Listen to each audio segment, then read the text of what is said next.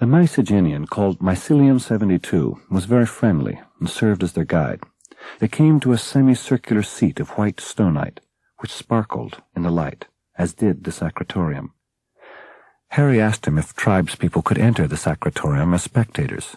Mycelium 72 shook his head vigorously. Never. It's for the sons of the dawn only. Daughters of the dawn enter only on certain days.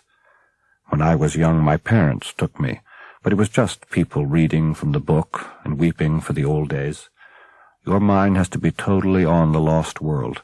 It's not for me. I'm a scholar, and I want the whole world open to me. Good, said Seldon.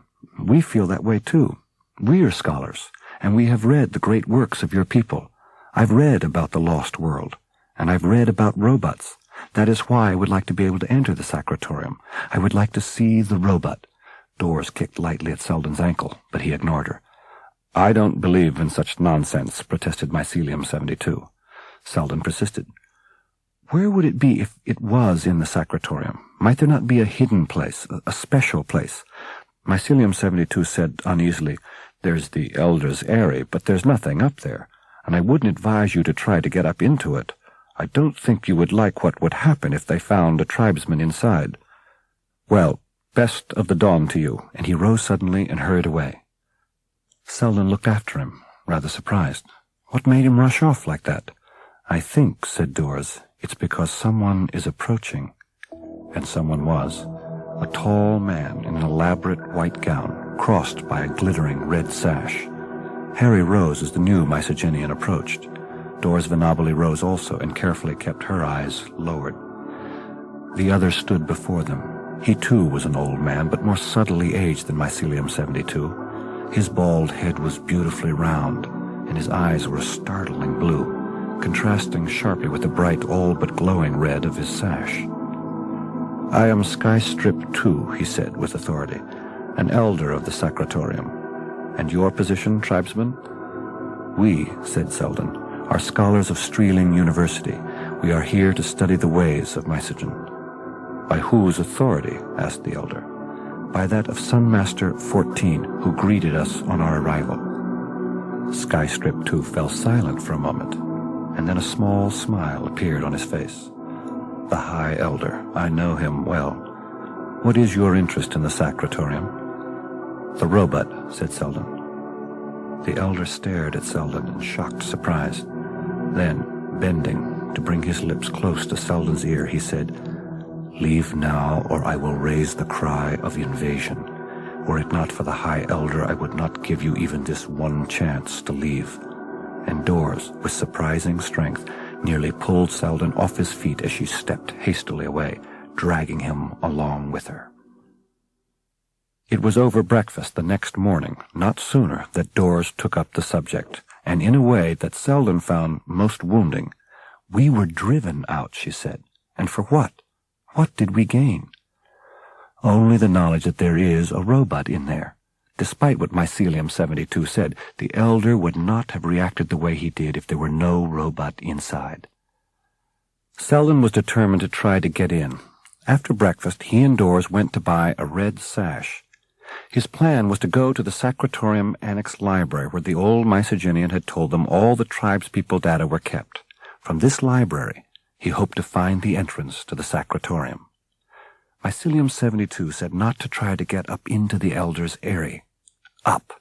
It must be somewhere in that central tower of the Sacratorium. If I can find a living robot that's 20,000 years old, and if it can tell me, Doors interrupted him. She insisted upon going with him. Since women were not allowed, she would pass for a man, wearing a white rather than a gray gown.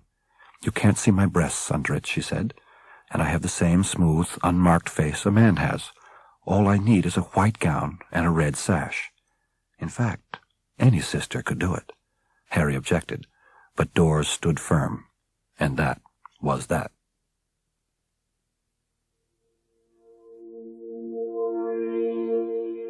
Robot, according to the Encyclopedia Galactica, a term used in the ancient legends of several worlds for what are usually called automata. Robots are described as generally human in shape and made of metal, although some are supposed to have been pseudo-organic in nature. Harry Seldon, in the course of that period called the Flight, is popularly supposed to have seen an actual robot, but the story is of dubious origin. They were not noticed. Harry and Dors repeated the trip of the day before, and this time no one gave them a second look. Harry pointed out the library. "Take a deep breath," he said in a low voice. "This is the first hurdle." The door ahead was open, the light within subdued. There were 5 broad stone steps leading upward. Together they walked up the stairs, then through a door, where at a desk immediately inside was a man bent over the simplest and clumsiest computer Seldon had ever seen. "Scholars?" the man asked. "Scholars," answered Seldon. The man jerked his head toward the door. "Go in. Enjoy." They moved inward, and, as nearly as they could see, they were the only ones in this section of the library. Seldon pointed to a discreet sign above a freestanding set of shelves. It glowed with the letters, "To the Sacratorium." He looked about. "Let's step out of eyeshot of the man at the door and put on our sashes." They did so. Then Seldon touched the entrance panel, and a portal slid open. Together, almost in unison, they walked through. They were in a large room, seeming all the larger because it was empty of anything resembling furniture. Periodically, there were small, two-dimensional television screens, all of which were operating. From where Dors and Seldon stood, there was not even the illusion of a third dimension, not a breath of true holovision. There were people present, not many, and nowhere together. For the most part, there was silence.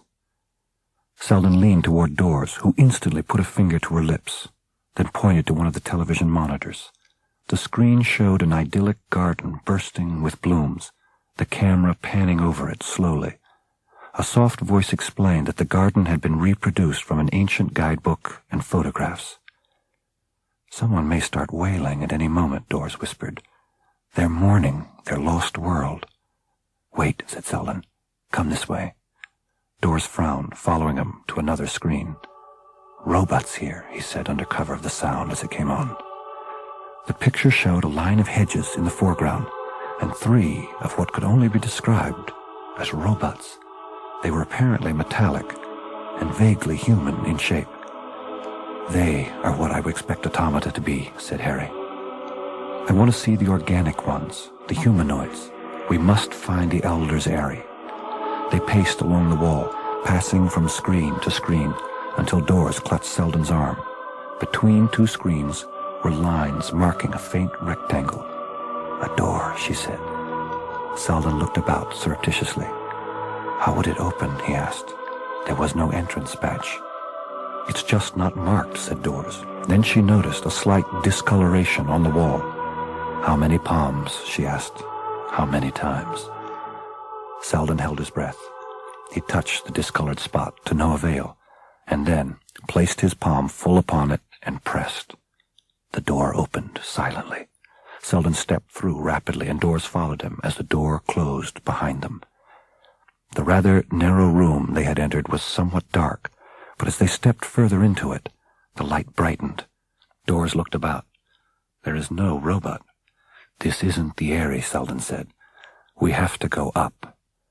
"That must be the way." He pointed to a carpeted stairway. Together, they stepped toward the staircase and began the climb. They went up 3 flights. At the top of the 3rd flight, the stairs ended, and before them was another door. "And if it's locked," said Seldon, "do we break it down?" Dors urged him to turn back, but Seldon strode forward and pushed against the entry panel. The door retracted with silent speed, and Seldon took a step back at the surprising flood of light from within. And there, facing him, eyes alive with light, arms half upraised, 1 foot slightly advanced, gleaming with a faintly metallic shine, was a human figure. "It's the robot," said Seldon in awe. "But it's metallic." "Worse than that," said Dors, who had stepped quickly to one side and then to the other. "Its eyes don't follow me. It's not alive, if one can speak of robots as being alive." And a man, unmistakably a man, stepped out from behind the robot and said, "Perhaps not, but I am alive." Almost automatically, Doors stepped forward and took her place between Seldon and the man who had suddenly appeared. Seldon pushed her to one side. "I don't need protection. This is our old friend, Sunmaster 14. "And you are tribesman Seldon," said Sunmaster. "And this, despite her masculine dress, is tribeswoman Venabile. You are right, tribesman. You are in no danger of physical harm from me. But why are you here?" "To see the robot," said Seldon. "Do you know, tribesman Seldon, that no one but an elder is allowed in the Eyrie? That no tribesperson is allowed in the Sacratorium? That no woman is allowed in except on certain stated occasions, and that no woman at any time is allowed to dress in masculine garb? Yes, then I must ask, why do you want to see the robot?" "Our purpose is knowledge," said Seldon. "Tribeswoman Venabile is a historian, and I too have an interest in history. Why should we not be interested in Mycogenian history?" "For one thing, because we do not wish you to be," said Sunmaster. "We arranged for Raindrop 43 to show you our microfarms. She complied at considerable cost to her peace of mind, and eventually you asked for the book. To have handed it over too easily might have roused your suspicion, so she pretended to a perverse desire only you could satisfy. Her self-sacrifice will not be forgotten. May I have the book?" And Seldon handed it over. Sunmaster 14 sighed. "Once you had this book, we were not surprised when you made your way to the Sacratorium. You were watched at all times. The elderly brother you met told you about the library and the Sacratorium, but he was also careful to tell you what you were forbidden to do, for we did not wish to entrap you. Skystrip 2 also warned you, and yet you came up here. And I ask you again, why?" Doors answered this time. "We will tell you yet once again, Mycogenian. We are scholars. It is only knowledge that we seek. What harm have we done? We have in no way disturbed the building, this room, or you, or that." She pointed to the robot. Sunmaster 14 addressed Seldon. "This robot is a symbol of all we have lost, and all to which we intend some day to return." "But," said Seldon, "we are members of societies that are not tied to an ancient past. We realize what it may mean to you, but to us it is a dead lump of metal. And now," said Doors, "we will leave." "You will not," said Sunmaster 14.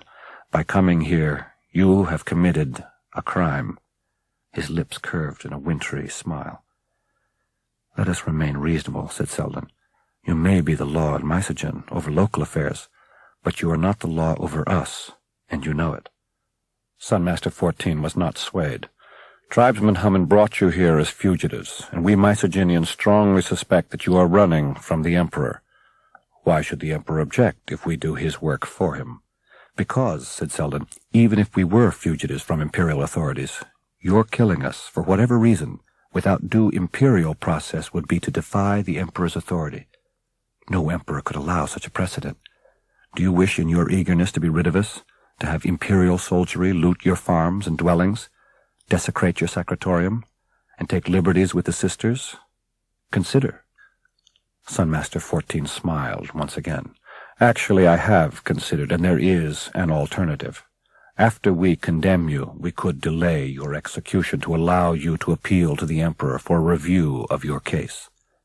Seldon and Doors looked at each other briefly, and were silent. "Actually," said a new voice, "I think neither alternative is acceptable, and we must search for a third." Doors spoke first. "Hammond, thank goodness you found us. I got in touch with you the moment I realized I was not going to deflect Harry from—" She held up her hands in a wide gesture. "This." Hammond's smile was a small one. "My dear, I was engaged in other things. I cannot always pull away at a moment's notice." Sunmaster 14 had recovered from what seemed to be a painful shock. "How did you get in here, Tribesman Hammond?" "It was not easy, High Elder, but as Tribeswoman Venabile likes to say, I'm a very persuasive person. Some of the citizens here remember who I was and what I have done for Mycogen in the past, that I'm even an honorary brother. Have you forgotten, Sunmaster 14? "I have not forgotten," replied the elder. "We will make it up to you some other way, but these two must die or be handed over to the Emperor." "Let me make you an offer," said Hammond. Have these two told you they are scholars? The elder nodded. Hammond went on. They're not lying. The tribeswoman is a historian, and the tribesman is a mathematician. Together, they're trying to combine their talents to make a mathematics of history, and they call the combined subject psychohistory. It took Hammond some 15 minutes speaking concisely to describe the possible science of anticipating the future with a substantial degree of probability. Yet when Hammond finished, Sunmaster 14 called it an unlikely speculation. Possibly, High Elder, said Hammond, but the Emperor doesn't think so. And by the Emperor, I really mean Ito de Merzel, as you know. They would like very much to have these two scholars, which is why I brought them here for safekeeping. No real harm has been done, but imagine what harm will be done if psychohistory falls into the hands of de Merzel. I grant that nothing may come of this theory, but suppose for a moment that something does, and that the Imperial government has use of it. How long do you think your rule as High Elder will last, with men like de Merzel adjusting the future to their liking? This is still flimsy speculation, said Sunmaster 14. Think, Hammond said, these scholars, if left alone, might even be able to arrange a future that restores your lost world. And though the chance of developing psychohistory may be small, it is not zero. And if it will help to restore the lost world, what can you want more than that? And Sunmaster 14 nodded his head. You are very persuasive, and you are right. Take these two out of Mysogen and never let me see them again, unless there comes a time. But surely it will not be in my lifetime. Perhaps not, said Hammond, but your people have been waiting patiently for nearly 20,000 years. Would you then object to waiting another, perhaps, 200? And standing up, Sunmaster 14 said, I will clear the path. Take them and go.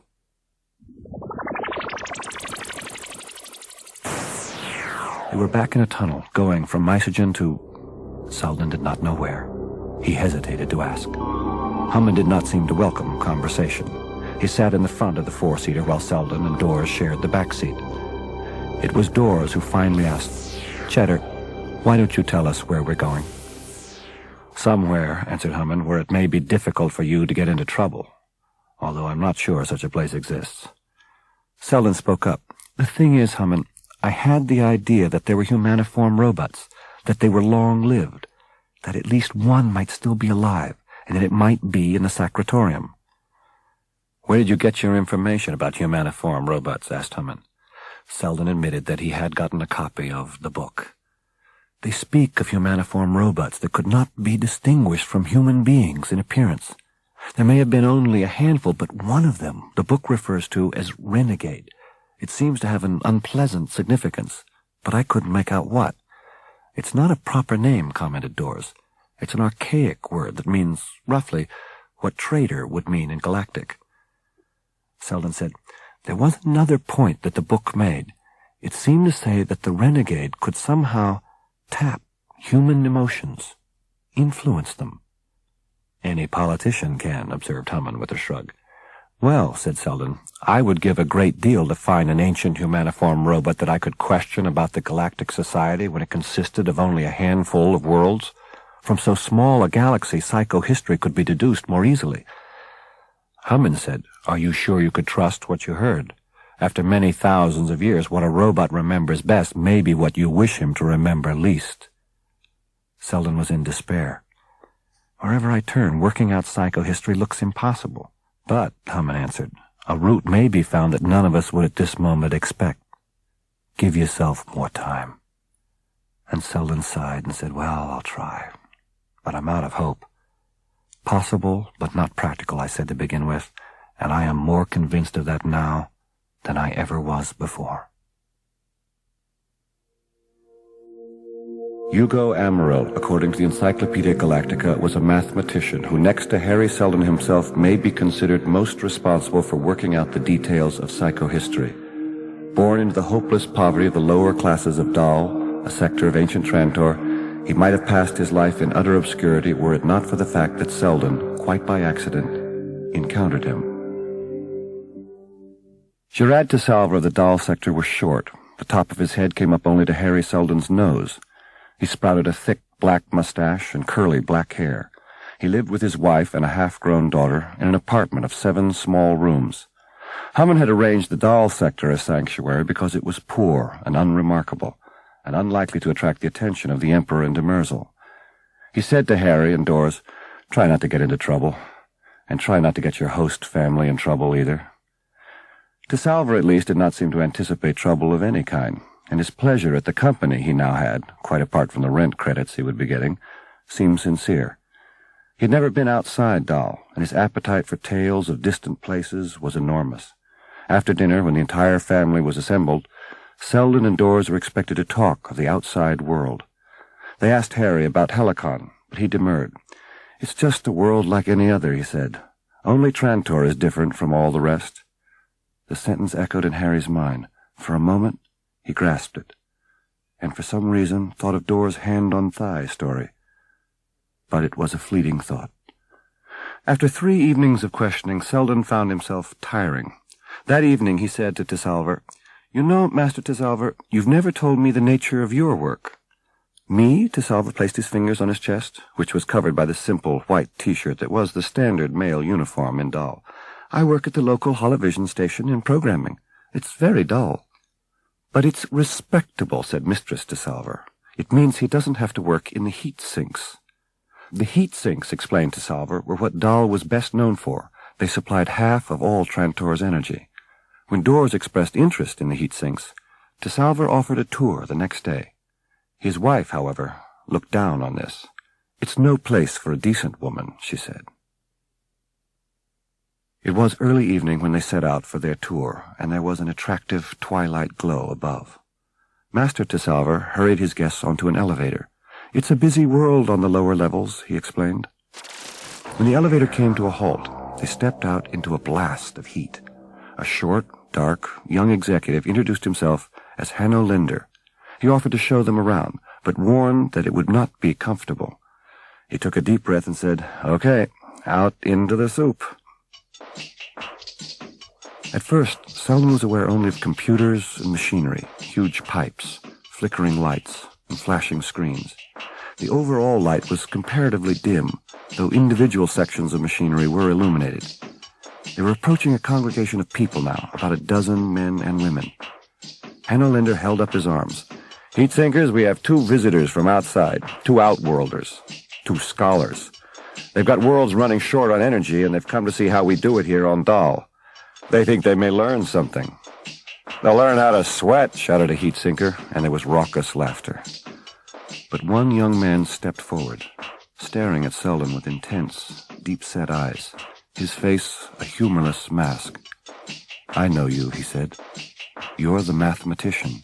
Automatically, Doris stepped in front of Seldon, and Lindor stepped in front of her, shouting, "Back, heat sinker. You smell. Mind your manners." "Wait, let him talk to me," said Seldon. He asked the young heat sinker what he wanted. "My name is Amaral, Hugo Amaral. I've seen you on holovision. You talked about something called psychohistory. I want to talk to you, just for a little while." Seldon turned to Tisalver. "Would you permit me to see him in your house?" "Oh, it's not me, Master Seldon, it's my wife. She won't stand for a heat sinker in the house." "I'll talk to her," said Seldon. "She'll have to."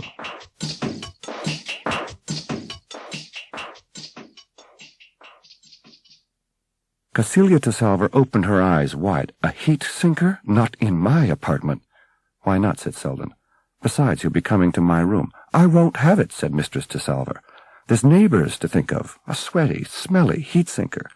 Doris interrupted. "Since Dr. Seldon must see him, we'll have to go elsewhere. So we will pay the rent through today and leave. And of course we will have to explain to Master Hammond why we have had to change the arrangements he so kindly made for us." Mistress Tisalver's face became a study of calculation. Thinking of Hammond's credit tiles, Cecilia Tisalver relented and nodded her head in agreement.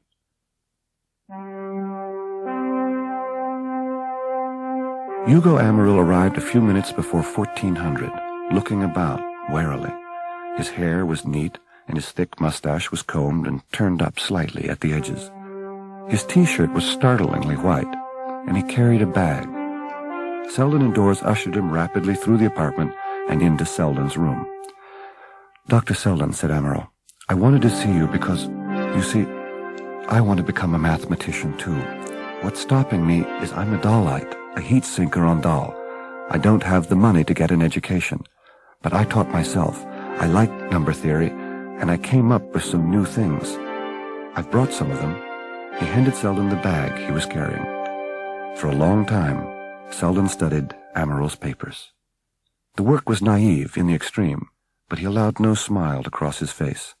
When he looked up, he informed Amiral that his theorem had been worked out over 300 years ago. The young man looked stricken. "You did it more cleverly, though," said Seldon. "You have talent. I'm sure my friend here, Mr. Svenabile, can get you into Streeling University on scholarship. You'll have to start at the beginning, but by now Amiral had caught his breath. Into Streeling? They won't take me. They won't take people from Dahl. They don't like us. They say we smell. They say we're dirty. They say we steal." "Why do they say all this?" asked Seldon. "Because it's easy to say it," said Amiral, "and it makes them feel good. Sure, if we work in the heat sinks, we get dirty and smelly. If we're poor and held down, some of us steal. But that isn't the way with all of us. Master Seldon, I've got to get away. I have no chance on Trantor." Seldon moistened his lips. "I won't forget you. I'll see to it that you get off Trantor and into my own university in Helicon, once I'm back there myself." "Your word of honor?" asked Amiral, "even though I'm a Dahlite?" "The fact that you're a Dahlite is unimportant to me. I find it impossible to believe that there would be such unreasoning feeling against harmless people." "That's because it doesn't affect you." "Mr. Amiral," said Dors, "Dr. Seldon is a mathematician like you, and his head can sometimes be in the clouds. I know that it isn't unusual for one group of people to look down on another group. It's too bad. Saying something is too bad is easy, Mr. Svenabile. It's a lot worse than too bad. It's against everything decent and natural. We're all of us the same, yellow hairs and black hairs, tall and short, Easterners, Westerners, and Outworlders. We're all of us, you and I, even the Emperor, descended from the people of Earth, aren't we?" Seldon looked at Dors, his eyes wide. "Descended from what?" "From the people of Earth," shouted Amiral. "The one planet on which human beings originated." "Just one planet? When you say Earth, you mean Aurora, don't you?" "Aurora," said Amiral. "What's that?" "I mean Earth. Have you never heard of Earth?" Seldon sighed. "I've heard all this before. Well, let's go through it again. Young man, where did you hear about Earth?" "My dad told me," said Amiral. "Everyone knows about it. If you want stories about it, there's Mother Rita. She's an old woman. She lives in Billybotten, or used to." "How do I get there?" asked Seldon. "Believe me, you don't want to get there." "But I'd like to see Mother Rita." Amiral shook his head. "Can you use a knife? You'll need one. Otherwise you'll never get out of Billybotten alive." "Anyway, are you really serious, Master Seldon, about helping me get to Helicon?" "Entirely serious," replied Harry. "Write down your name and a code where I can reach you by hypercomputer." "Well then," said Amiral, looking earnestly at Seldon, "this means I have my whole future riding on you, Master Seldon. So please, don't go to Billybotten. I can't afford to lose you now." When Amiral was gone, Harry told Dors, "I'm curious about Amiral's reference to Earth." "It's just a legend," Dors said, "and a routine one. The names differ from planet to planet, but the content is the same. There is always the tale of an original world and a golden age." "For some reason," said Seldon, "the idea of one world keeps reminding me of your hand-on-thigh story. I have the feeling I must find out more about it at any cost. That and robots." "Robots, too? I thought the Elders Airy put an end to that." "Harry, let me tell you one thing. In scholarly history, and believe me, I know what I'm talking about, there is no mention of one world of origin. All the more reason, Dors, to go beyond scholarly history. All I want is advice that will simplify psychohistory for me. I really would like to find this Mother Rita, and I'm prepared to go alone." "Never," snapped Dors. "If you go, I go."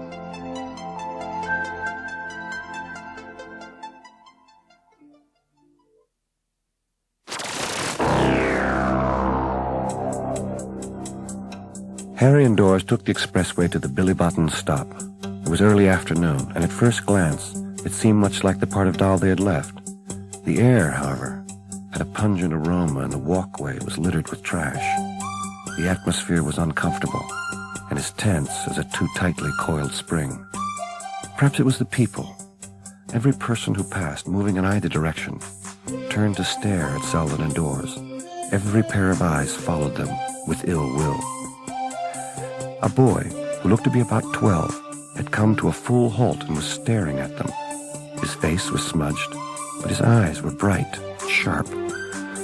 "We're trying to find Mother Rita," Seldon said.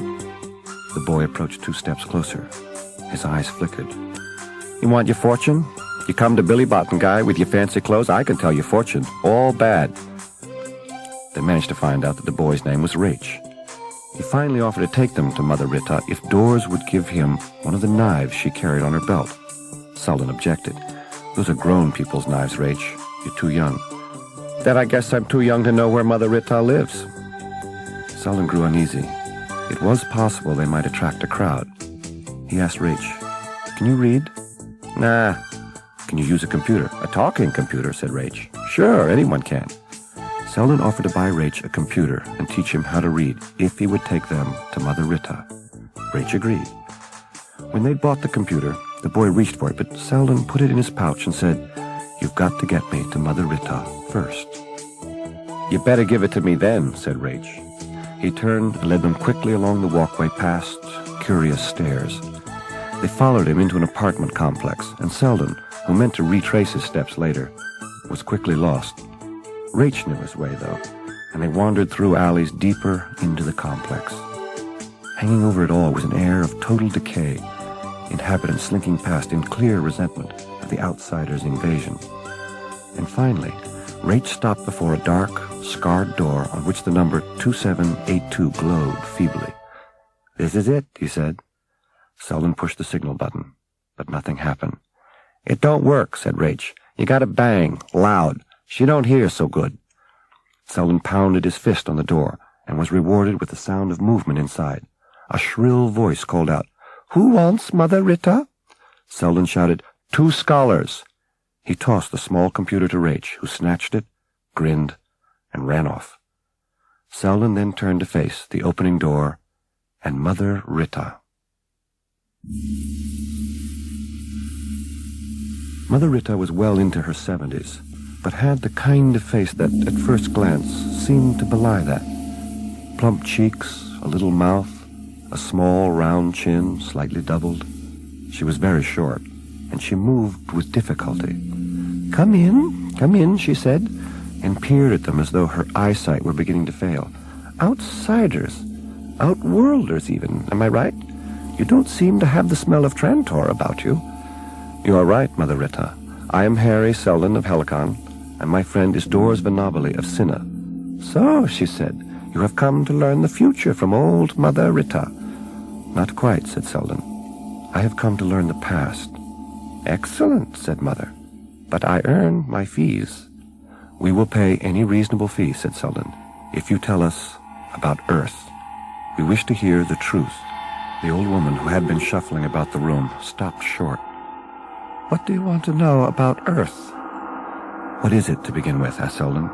She turned and seemed to gaze off into space. "It is a world, very old planet. It existed in the dawn of the galaxy and before the dawn. It was the only world with humanity." Was another name for Earth Aurora? And now Mother Rita's face twisted with a frown. "Where did you hear that?" "In my wanderings," said Seldon. "I have heard of an old, forgotten world named Aurora, on which humanity lived in primordial peace." "It's a lie! That name must never be mentioned except as the place of evil. It was the beginning of evil. Evil nearly destroyed Earth, but Earth rallied and destroyed evil with the help of heroes like the great Baali." "Earth was before this evil?" asked Seldon. "Millions of years," she answered. "But how do you know all this, Mother Rita?" The old woman shook her head. "I heard the old stories from my mother, who heard it from hers, and so on far back." Seldon asked, "Have you ever heard of robots?" The old woman shuddered. Why do you ask such things? Those were artificial human beings, evil in themselves, the work of evil worlds. They were destroyed and should never be mentioned. There was one special robot, wasn't there, that the evil worlds hated? Mother Rita tottered toward Seldon and peered into his eyes. He could feel her hot breath on his face. There was an artificial human being who helped Earth. He was Dani, friend of Bali. He never died, and lives somewhere, waiting for his time to return. No one knows when that will be, but someday he will come, and restore the great old days, and remove all cruelty, injustice, and misery. That is the promise. At this she closed her eyes and smiled, as if remembering. Seldon waited a while in silence, then said, "Thank you, Mother Rita. You have been helpful." Heeding Mother Rita's directions, Dors and Harry made their way up an alley. Up ahead, in a rest area, they spotted a group of men, mustaches bristling, bare upper arms muscular and glistening under the yellowish indoor light of the walkway. Clearly, they were waiting for the Outworlders, and almost automatically, Seldon and Dors came to a halt. One of the men stepped forward. "I'm Marin. I'm here to tell you that we don't like Outworlders in our district. If you want to leave, you'll have to pay." "We have nothing but credit tiles," Seldon said. "You'll have to fight me if you want them." "It would be a shame to hurt you," said Marin. "I'll tell you what, Master. I'll take the girl." "No," said Seldon. "Let the woman go. I challenge you to a fight. 1-to-1, you with the knife, me without. If you want bigger odds, I'll fight 2 of you. But let the woman go." "Stop, Harry," cried Dors. "If he wants me, let him come and get me. You stay right where you are, and don't move." "You hear that?" said Marin, grinning broadly. "You stay right where you are, Harry, and don't move. I think the little lady wants me. You two keep him still." Seldon's arms were caught in an iron grip, and he felt the sharp point of a knife in his back.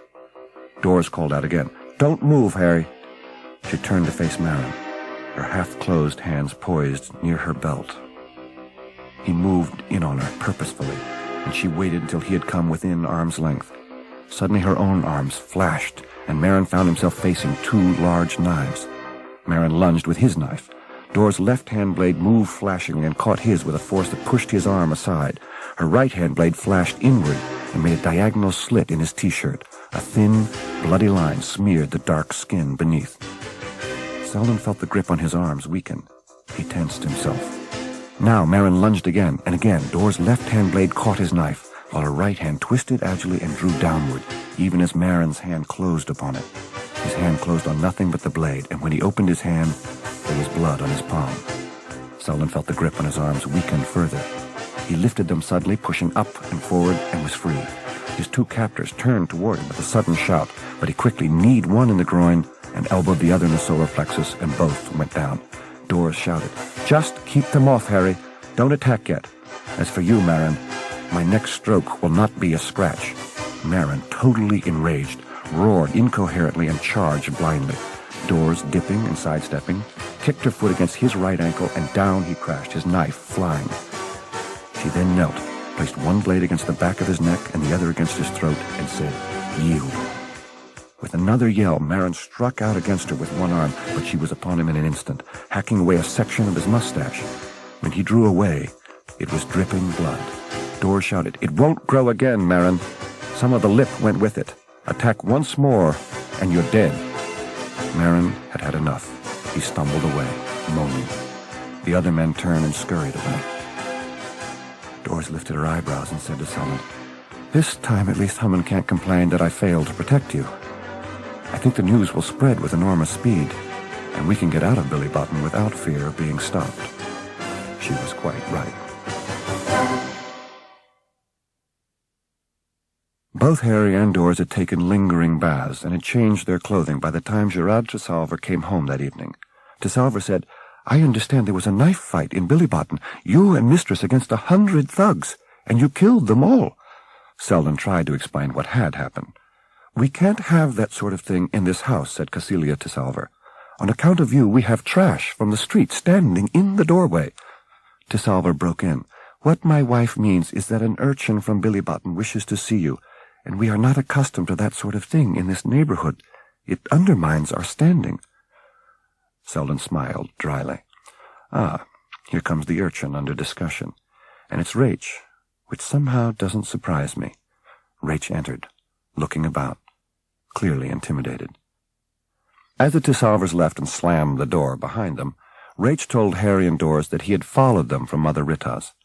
"I came to bring you kind of message from a guy called Devon. He wants to see you. He lives in Billybottom and don't carry no knife. He helps guys there when they get in trouble with the government." "Why does he want to see us?" asked Doris. "Dunno, lady, but he says like this. Tell them I want to see the man who talked to a Dalite heat sinker like he was a human being, and the woman who beat Maron with knives and didn't kill him when she might have done so. Anyway, he's waiting for you." Seldon smiled. "Then we'll come with you." He looked at Doris with a trace of doubt in his eyes. "All right, I'm willing," she said. "Perhaps it won't be a trap of some sort. Hope springs eternal." They met the man who called himself Devon in a room behind a dilapidated diner. Rach led the way. Doris observed that the area was deserted. "It's the way Devon likes it," said Rach. "He's always changing around, staying here, there. It's safer for him, from the government." "Why would the government want Devon?" asked Doris. "I don't know, lady." Rach led them on, in silence. Devon looked up when they entered the room with a wild look that softened when he saw Rach. The boy introduced them, and, grinning, left. "So, you go under your own name," said Devon. "You make no effort to remain undercover. But the Empire wants you, Master Seldon. I would urge you to disappear, really disappear. You could be useful to us." "In what way?" asked Seldon. "You talk to a young man named Hugo Amaral," said Devon. "He tells me that you can predict the future." Seldon sighed. "Either you misunderstood Amaral or Amaral misunderstood me. What I have done with psychohistory is to prove that it may be possible to predict the future, but it may be impossible to find out how to take advantage of that possibility. Do you understand?" Devon looked at Seldon darkly, then at Doris. "Then you can't predict the future, but you may be able to learn to predict the future someday. That's why the Empire wants you." "No," Seldon raised his finger didactically. "It's my idea that that's why the Empire is not making an overwhelming effort to get me. They know that right now I know nothing, and is therefore not worth upsetting the delicate peace on Trantor by interfering with the local rights of this sector or that. That is the reason I can move about under my own name with reasonable security." Devon gave them a weary look. "Would you, in any case, help us? You see the situation here in Dal. We're oppressed, and from your treatment of Hugo Amaral, I believe you feel sympathy for us." Seldon nodded in agreement. Devon's lips tightened. "The Empire encourages this oppression as a matter of principle. Dal has a potential for making serious trouble. If the heat sinker should go on strike, Trantor would experience a severe energy shortage almost at once. However, Dal's own upper classes would spend money to hire the hoodlums of Billybottom and other places to fight the heat sinkers and break the strike. It's happened before. I've been trying for years to build a feeling of solidarity among the peoples of Trantor. But where do we come in?" asked Doris. "For one thing," said Devon, "both of you are scholars. We need people like you among our leaders. Even if you can't actually predict with psychohistorical accuracy, you've studied history. You have a certain feeling for consequences." "I am the historian," Doris said, "and I can tell you that there have been many revolutions in galactic history. But often this has only meant that one ruling class is replaced by another." Devon, listening intently, said, "I'm aware of that. Perhaps we can learn from the past and know better what to avoid."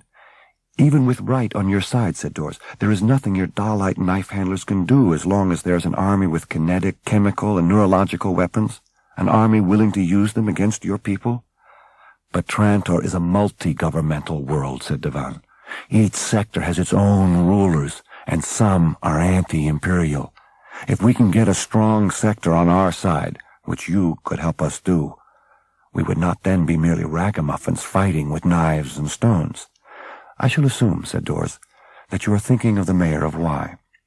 If the mayor were willing to use popular discontent to improve the chances of toppling the emperor, doesn't it strike you that the end he would have in view would be that of succeeding to the imperial throne?